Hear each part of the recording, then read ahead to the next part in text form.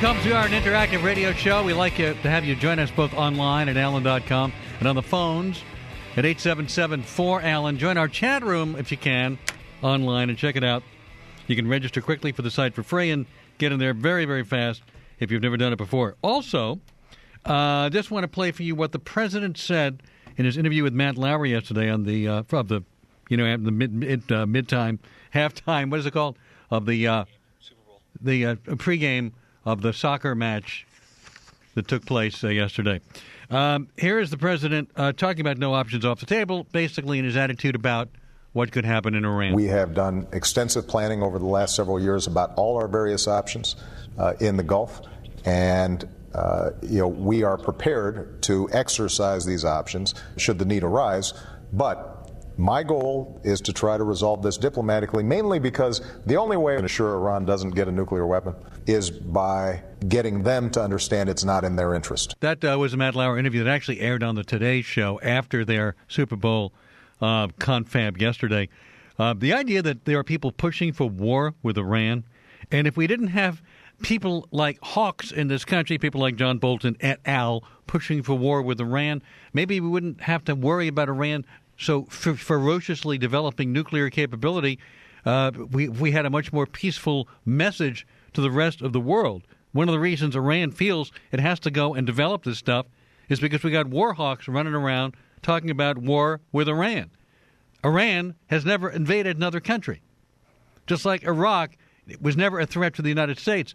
And so if we actually had a much more peaceful message in the first place, perhaps Iran wouldn't feel this rush to have to develop this weaponry. We are at 877-367-2526. Mark in St. Louis. Hey, Alan, I am tired. I'm getting sick and tired of these right-wingers attacking this president on everything he does. I'm looking at Carl Rowe. He attacking Clint Eastwood about that. Did you see that Super Bowl ad? I was just going to talk about this, yes. I mean, that was inspiring, man. And by the way, Clint Eastwood himself has said this was totally non-political. Clint Eastwood's a libertarian for the most part, a conservative libertarian. Has been a Republican most of his life, and then you got Republicans like Karl Rove offended was the word he used, offended? Right, offended. Because what, the country's doing better? And because, by the way, Clint Eastwood, and we have this up at Allen.com as well, Clint Eastwood was against the bailout. Exactly. He was against the auto bailout. And then, with the jobs numbers that came out last week, the Republicans want to put down the job numbers and basically said the numbers were doctored up and they were phony. You can't believe anything. Well, when the numbers are up and the unemployment is up, those numbers are correct. But when the same methodology is used for numbers that go down, all of a sudden it's incorrect. Right, that's what they say. I mean, it's obvious what these Republicans want, Alan. They want the economy to tank because absolutely. There's nothing more un-American wanting your country to fail because you don't like who's running it. Thank you very much, sir. If you believe the job numbers are terrible or worse than they actually read because they're 8.3% and you think they're really 15%, that means when they were really 9.3%. They were 16 or 17% or 18%. So either way, it's going in the right direction. And so, they're putting up this phony stuff that 1.2 million jobs were lost in January. I mean, they're just coming up with this insane stuff because they cannot accept good numbers because their whole argument to try to get back into power rests on there being a bad economy. And they would rather see the country fail and suffer and see more people out of work. They'd rather see that than see the country turn around quickly. Now, it's not going to be quickly. It's not been quickly. But the numbers are going in the right direction. The president does not control the numbers.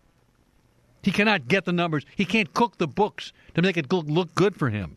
It doesn't work like that. Here is part of the Super Bowl ad featuring Clint Eastwood called It's Halftime in America. It's halftime in America, too. People are out of work and they're hurting. And they're all wondering what they're going to do to make a comeback. And we're all scared because this isn't a game. The people of Detroit know a little something about this. They almost lost everything, but we all pulled together. Now Motor City is fighting again. And by the way, Eastwood was against the bailout, the auto bailout. He spoke out against it. We have the link up at Allen.com. He went on to say this in this 2-minute ad. It seems that we've lost our heart at times. The fog of division, discord, and blame made it hard to see what lies ahead. But after those trials, we all rallied around what was right and acted as one, because that's what we do. We find a way through tough times, and if we can't find a way, then we'll make one. And what are they upset about? That he said something good about Detroit? All that matters now is what's ahead. How do we come from behind? How do we come together? And how do we win? Detroit's showing us it can be done. And what's true about them is true about all of us. So here's the positive message he wraps up with. This country can't be knocked out with one punch. We get right back up again, and when we do, the world's going to hear the roar of our engines. Yeah, it's halftime, America, and our second half's about to begin. I think I need a lozenge. Anyway, here is Karl Rove on Fox News earlier today complaining about this ad. I was frankly offended by it. I'm a huge fan of Clint Eastwood. I thought it was an extremely well-done ad, but it is a sign of what happens when you have Chicago-style politics, and the President of the United States and his political minions are, in essence, using our tax dollars to buy corporate advertising. What?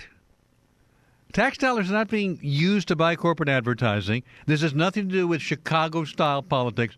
Why is it conservatives love to put down America?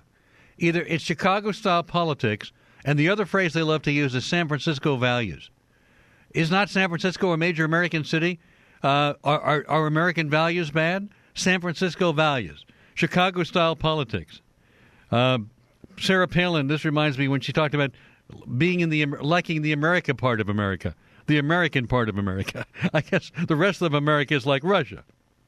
So they cannot handle the fact that there is a positive message, because these are people who do negative politics, and there are good indicators. It could all go south again, by the way. It's tenuous. And the president himself said, we can't take for granted that things are going to necessarily continue to get better.